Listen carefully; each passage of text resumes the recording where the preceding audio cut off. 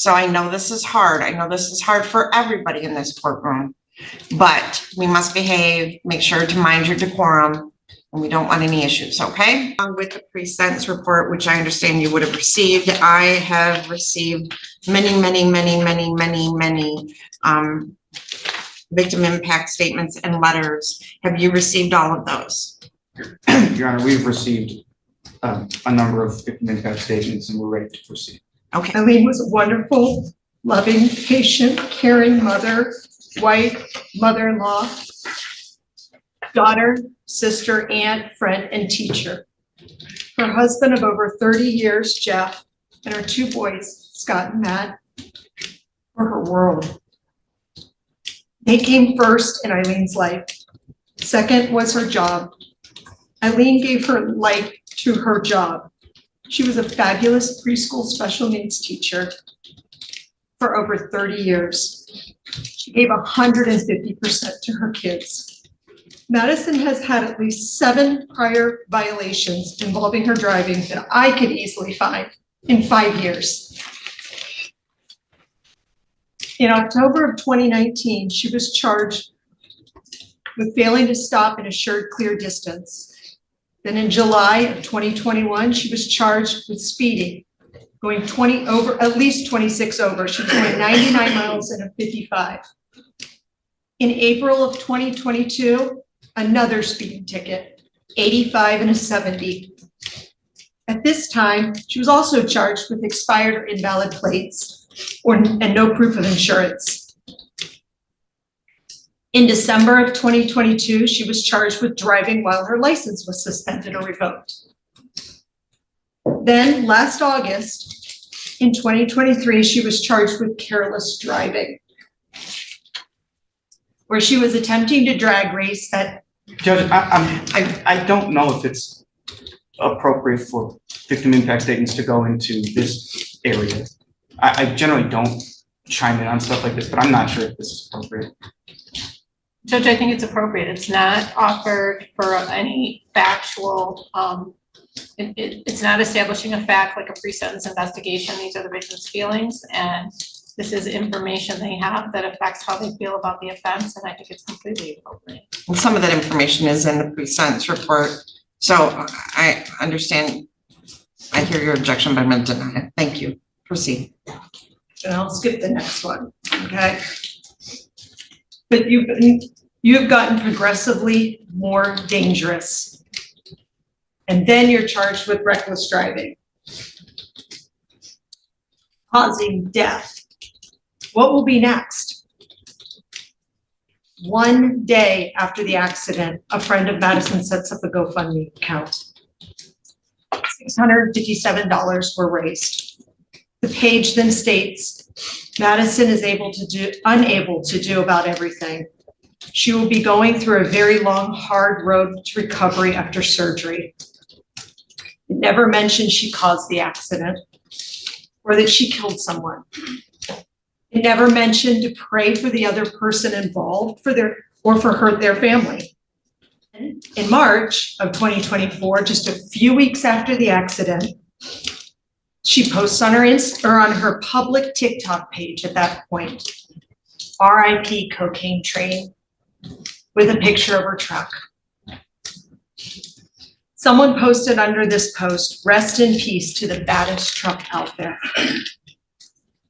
Madison, I hope you understand that you only lost a truck, an object, a possession, something replaceable.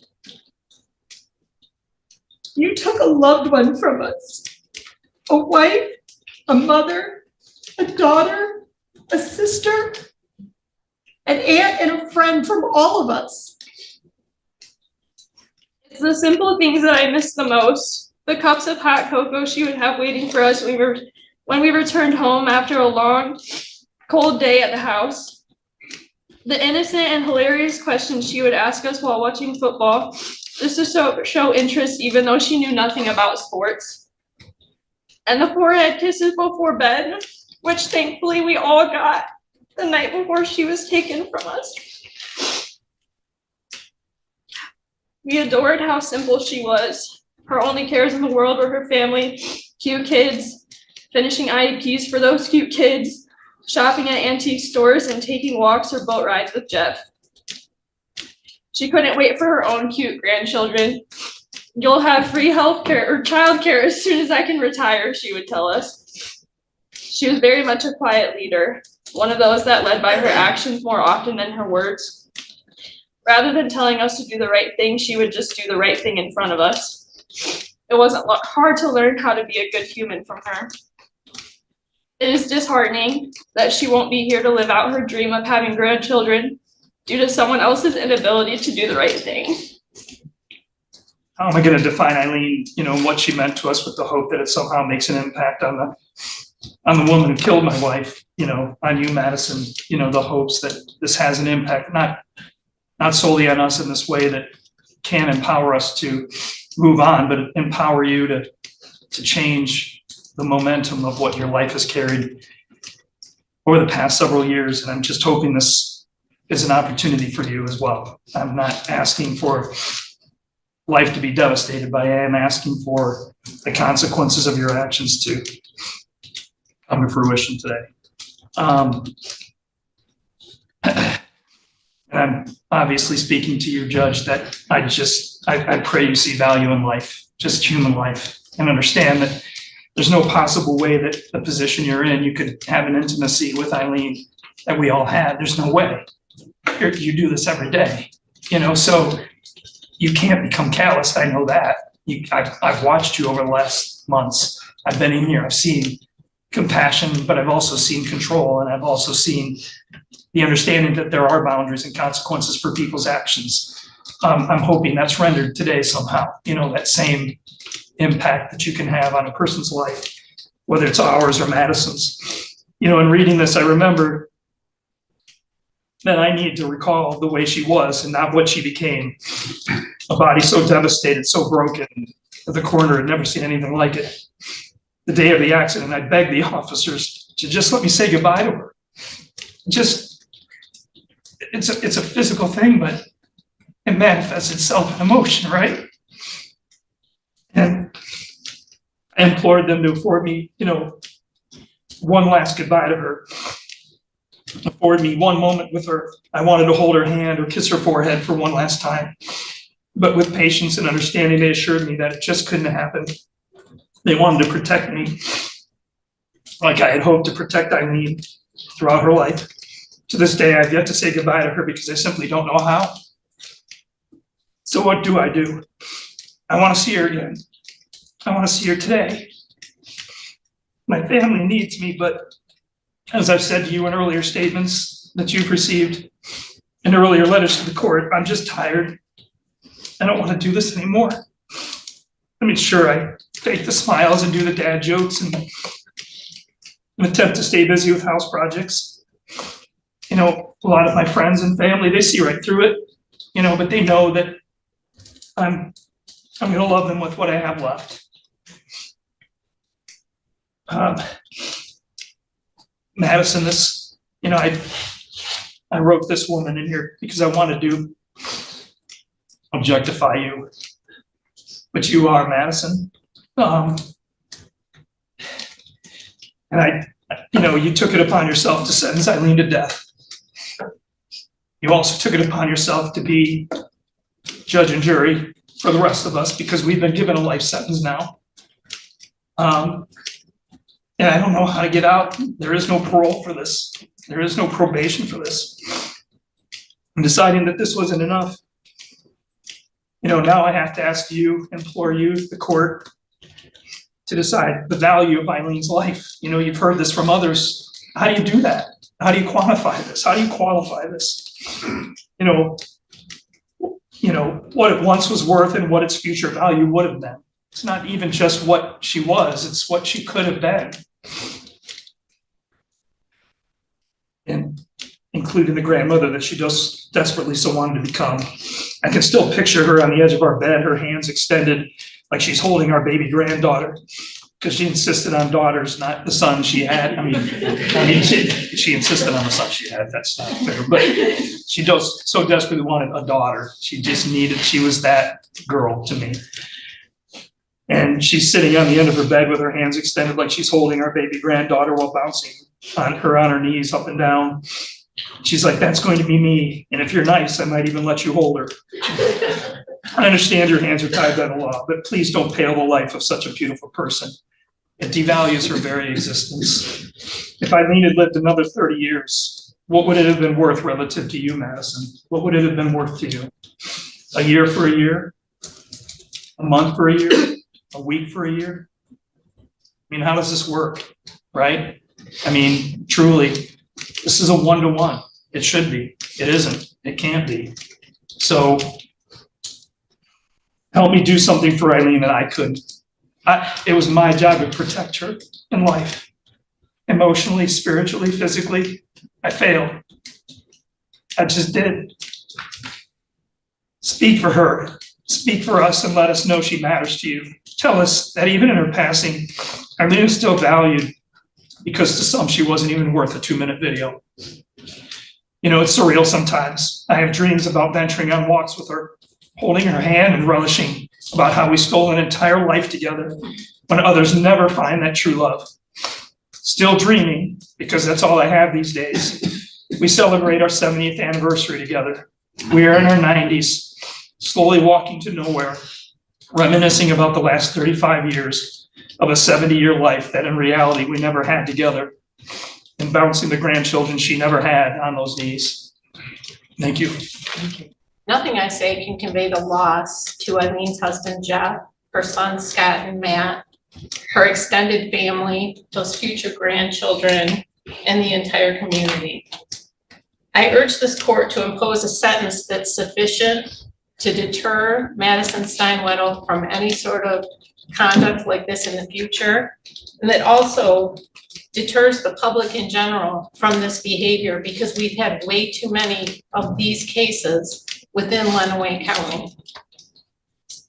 I hope Madison learns from this experience. Madison, I hope you learn, because you are still young, because your life was spared in this situation, which it very well could not have been. And I hope that you realize that every decision you make matters from here on out, that every minute of your life matters from here on out.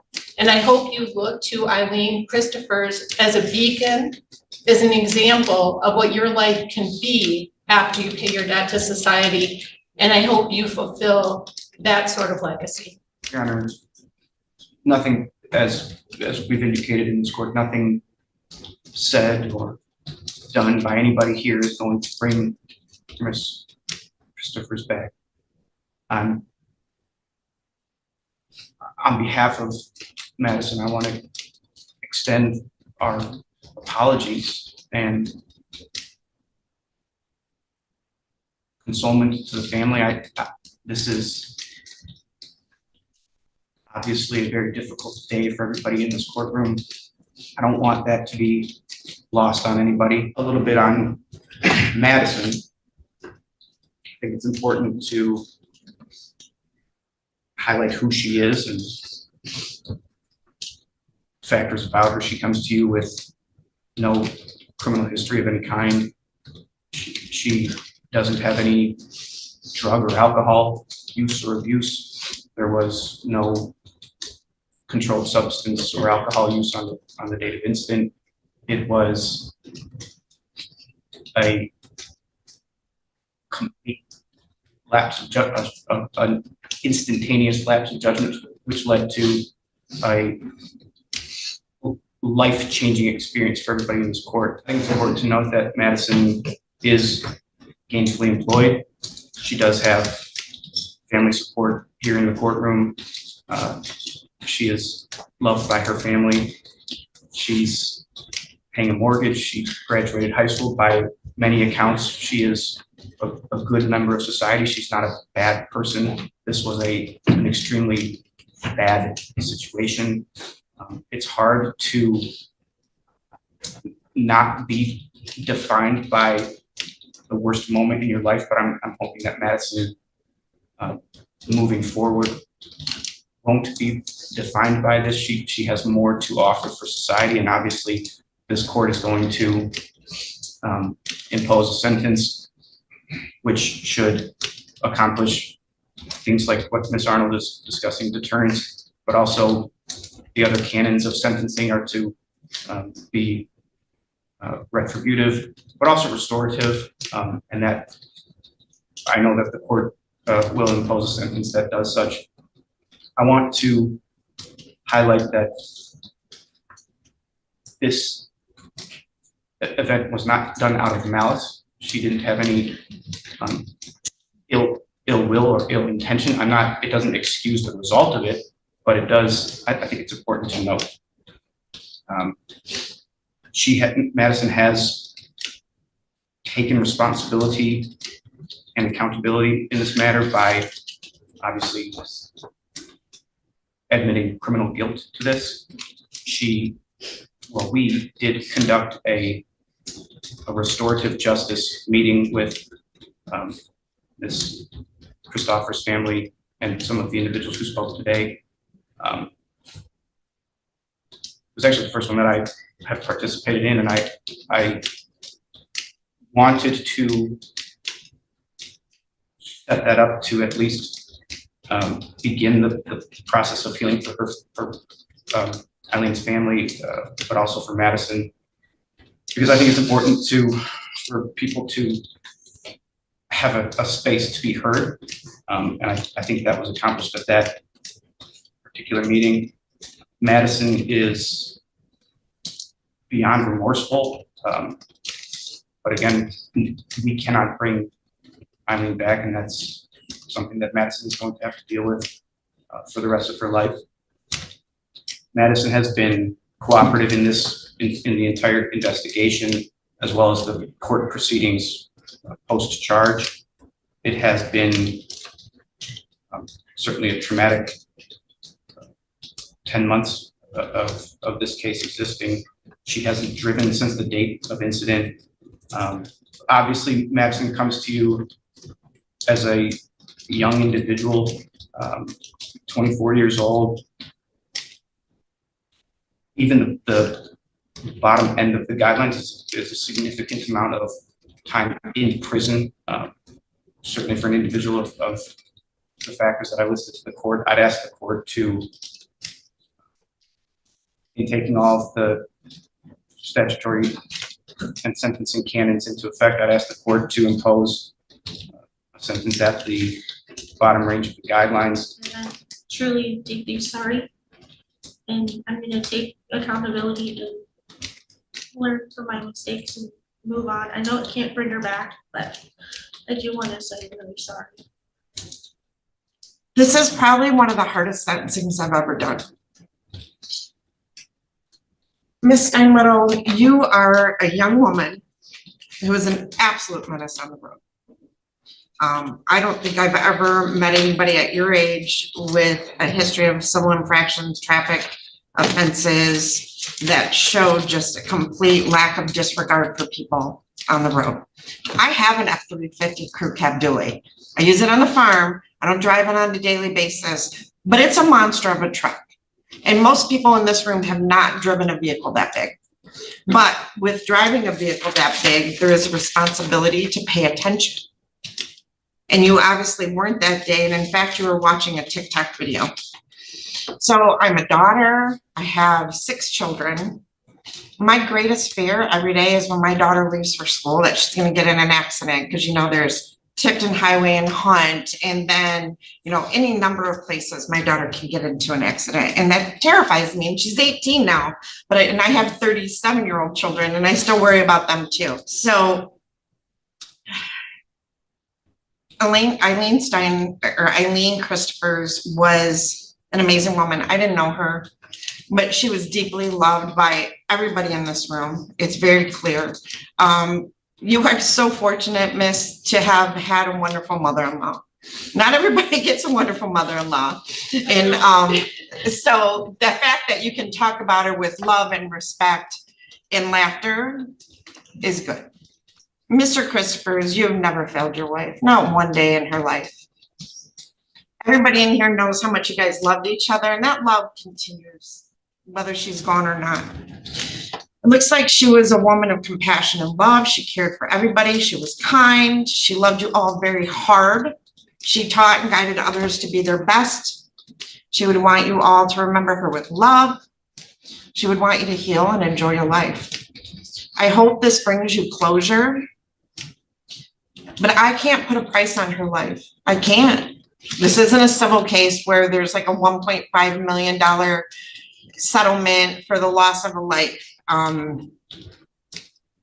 There's nothing, because her life was priceless. The guidelines in this case were 19 to 38 months. As a judge, I am bound by the guidelines, and I have to determine what's in the best interest of all the parties. So, Ms. Steinwedel, it is the sentence of the court that you will be sentenced to the Michigan Department of Corrections for a period of 22 months to 15 years. You have 0 credit. You must pay a crime victim assessment fee in the amount of $130 and a victim or state cost of $68. As a term of parole, you will not operate a motor vehicle. You will also engage in community service and speak at victim impact panels in schools to talk about the dangers of distracted driving as a term of your parole. Forgot something? I wasn't sure about restitution. I was just gonna add that. Okay, Ms. Walsh, what is restitution? It's $5,694.70. And that's to the crime victims compensation fund for the funeral costs. Mr. Degemargosian? Your Honor, I'm taking no position. Okay, and I will order that in restitution as a term of parole.